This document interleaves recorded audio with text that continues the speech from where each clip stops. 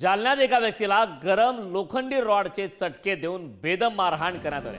तरुणाला लोखंडी रॉड गरम करून चटके देतानाचा धक्कादायक व्हिडिओ व्हायरल झालाय।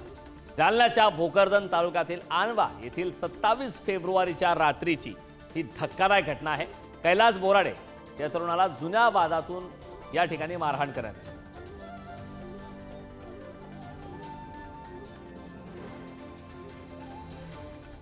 विधानभवनात सदाभाऊ खोत यांचं आंदोलन सुरू आहे। थेट जाऊ। लगेच चुली मांडल्या कशा, लगेच तुम्ही जळण गोळा कसं केलं, लगेच कोळसा कुठून घेऊन आला आणि लगेच गरम करून लगेच तुम्हाला कसं काय ते सुचलं।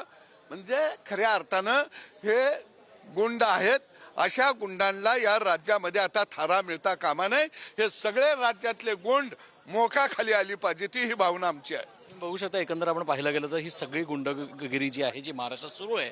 आता खऱ्या अर्थाने एक विषय बंद झाल्यानंतर आता दुसरा विषय खऱ्या अर्थाने सदाभाऊ यांनी बाहेर काढलाय। आपण बघू शकतो त्यांच्या हातात सुद्धा काही बॅनर्स आहेत, काही काही आहेत ज्याच्यात ते संपूर्ण त्याला कसं मारलं गेलं त्या मुलाला हे दाखवण्याचा प्रयत्न आहे। आणि आता ह्याच्यात आता कारवाई झालीच पाहिजे अशी मागणी ते मुख्यमंत्र्यांकडे पण करताना दिसत आहे। स्नेहलसोबत श्रेयस सावंत, पुढारी न्यूज, मुंबई।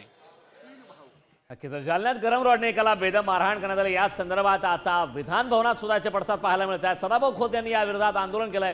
अशा प्रकारची गुंडगिरी थांबवणे आवश्यक आहे। पाठीशी घालणाऱ्या अधिकाऱ्यांवरती वेळीच कारवाई करून आळा घालणं आवश्यक आहे, अशा प्रकारची प्रतिक्रिया सदाभाऊ खोत यांनी दिली आहे।